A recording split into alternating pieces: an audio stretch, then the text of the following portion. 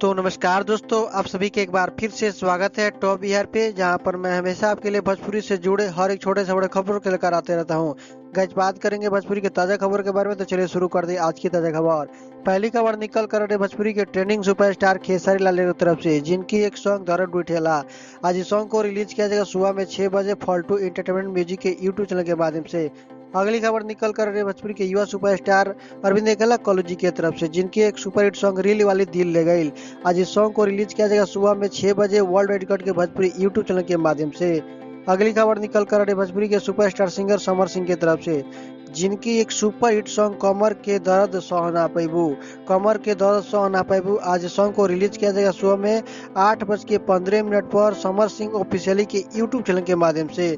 अगली खबर निकल कर रहे भोजपुरी सिंगर अनिल यादव जी की तरफ से, जिनकी एक सॉन्ग हम यूपी वाला हम बिहार वाला, हम यूपी वाला हम बिहार वाला। आज इस सॉन्ग को रिलीज किया जाएगा सुबह में 6 बजे यसी फिल्म के यूट्यूब चैनल के माध्यम से।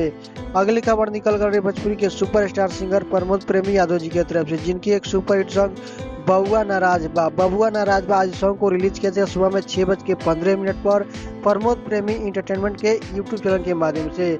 अगली खबर निकल कर रही भोजपुरी के सुपरस्टार सिंगर शिल्पी राज जी की तरफ से, जिनकी एक सॉन्ग ननदिया रे। आज इस सॉन्ग को रिलीज किया जाएगा ग्लोबल म्यूजिक के यूट्यूब चैनल के माध्यम से सुबह में 6:30 बजे। अगली खबर निकल कर रहे भोजपुरी के युवा सुपरस्टार अरविंद एकला कॉलेज जी की तरफ से, जिनकी एक ब्लॉकबस्टर मूवी दिल धक धक करे इस मूवी को चलाया जाएगा फिल्मची टीवी चैनल पर 4 तारीख को शाम को 6:30 बजे। तो दोस्तों, यह खबर आप सभी को कैसी लगी एक बार कमेंट बॉक्स में लिखकर जरूर बताइएगा। तो दोस्तों, फिर मिलते हैं किसी और खबरों के साथ, तब तक के लिए आप देखते रहिए टॉप बिहार। जय हिंद, जय भारत, धन्यवाद।